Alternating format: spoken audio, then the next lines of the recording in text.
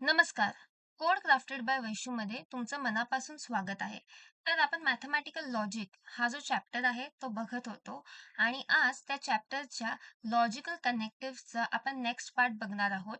आजच्या व्हिडिओमध्ये आपण कंडिशनल आणि बाय कंडिशनल हे जे स्टेटमेंट्स आहेत, ह्या स्टेटमेंट्सला एकदम इझिली अंडरस्टँड करणार आहोत. त्याचे ट्रिक्स बघणार आहोत आणि सोबतच बोर्ड्समध्ये हे क्वेश्चन्स जे असतात हे थोडेसे मुलांना ट्रिकी फील होऊ शकतात. सो त्यांना एकदम इझिली कसं सॉल्व्ह करायचं ह्या सगळ्या गोष्टी तुम्हाला ह्या व्हिडिओमध्ये कळणार आहेत. So let's start without any delay.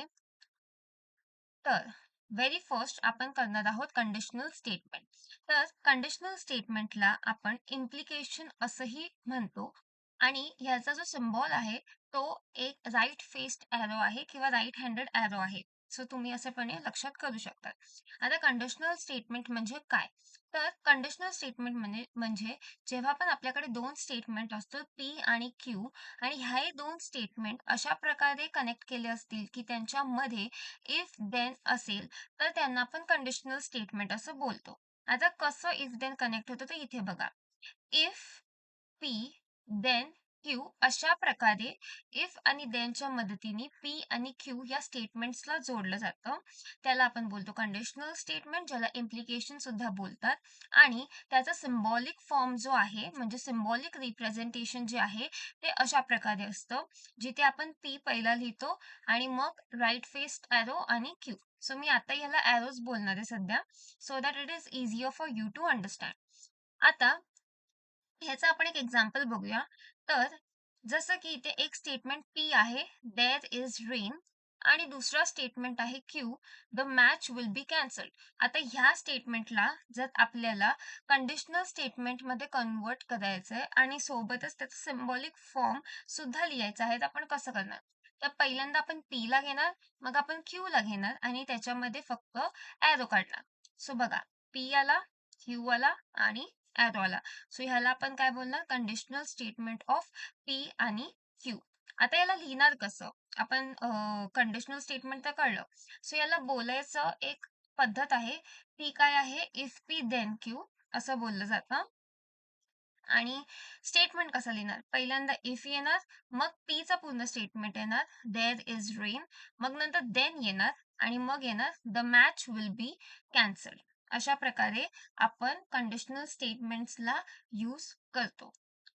आता जसं की आपण ऑलरेडी सगळ्यांचे ट्रुथ टेबल बघितले होते, कंडिशनलचा पण तसाच एक वेगळा सेपरेट ट्रुथ टेबल आहे. ह्या ट्रुथ टेबलला लक्षात करायचं एकदम सोपी ट्रिक आहे, ती म्हणजे आहे ही वाली.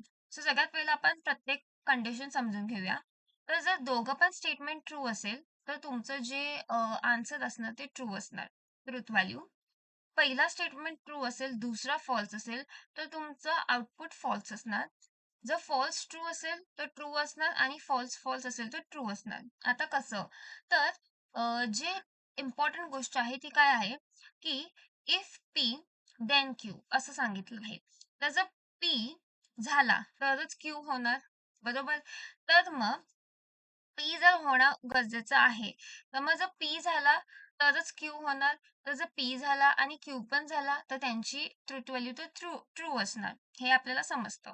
आता पी झाला पण क्यू नाही झाला. सो मग ह्याचं काय येणार? फॉल्स येणार.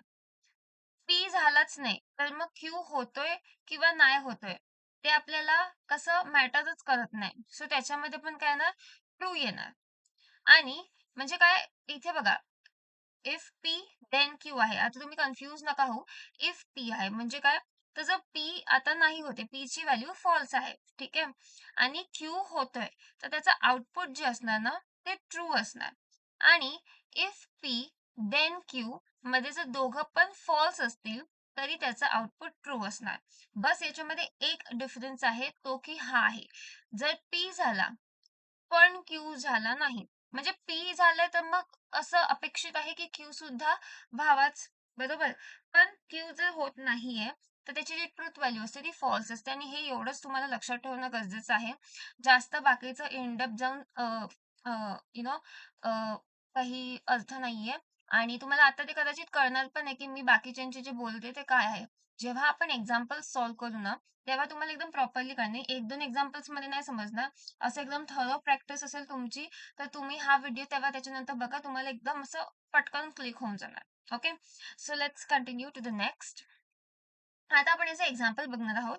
पण आपण इथे आता काय करणार आहोत, आपण ट्रुथ व्हॅल्यू पण आयडेंटिफाय करणार आहोत. तर इथे काय आहे, इकडे आपल्याला दिलंय देअर इज रेन आणि the match will B cancelled. हा मगाचाच एक्झाम्पल मी घेतलं जेणेकरून आपल्याला एकदम व्यवस्थित त्या क्वेश्चनला ओळखता येईल. ऑलरेडी मगाशी आपण समजलोय.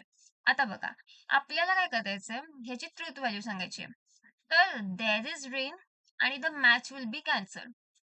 आपण आता अझ्युम करूया, की आता पाऊस पडतोय. ठीक आहे. तर मग मी अझ्युम केलं पाऊस पडतोय. पाऊस पडतोय म्हणजे ट्रू झालं तो स्टेटमेंट पी वाला. आता जर पाऊस पडतोय, तर मॅच कॅन्सल होते. बरोबर? तर मग जर पाऊस पडतोय, म्हणजे मॅच कॅन्सल होणार आहे. सो मॅचवाला म्हणजे मॅचचा जो स्टेटमेंट आहे त्याचं पण ट्रुथ व्हॅल्यू काय असणार? ट्रू असणार. आता जेव्हा आपण इम्प्लिकेशन लावणार, तर तेव्हा काय होणार? जर दोघं पण ट्रू असतील, तर फायनल आन्सर ट्रू असतं. सो त्याप्रकारे आपण मग काय करणार? इम्प्लिकेशन लावणार आणि फायनल आन्सर ट्रू येणार. आणि स्टेटमेंट सेम तेच आहे. If there is rain, then the match will be cancel. आता इथे आहे ना, आपण व्हरायटी पण येऊ शकते ह्या क्वेश्चनसाठी, की म्हणजे जर पाऊस पडला नाही, ही जर व्हॅल्यू फॉल्स असेल, तर मॅच कॅन्सल होणार आहे का? नाही. म्हणजे ही पण व्हॅल्यू फॉल्स होते. सो तशा प्रकारे आपली व्हरायटी जी असते ती दिसून येते. हा एक बेसिक एक्झाम्पल होता, जो आपण ज्याची व्हॅल्यूज आपण व्हेरी करू शकतो. हा मी समजवण्यासाठी घेतलाय. ठीक आहे. सो म्हणून हा आता अशा प्रकारे आहे. नेक्स्ट जो आपला नेक्स्ट स्टेटमेंट आहे, तो आहे बाय कंडिशनल स्टेटमेंट.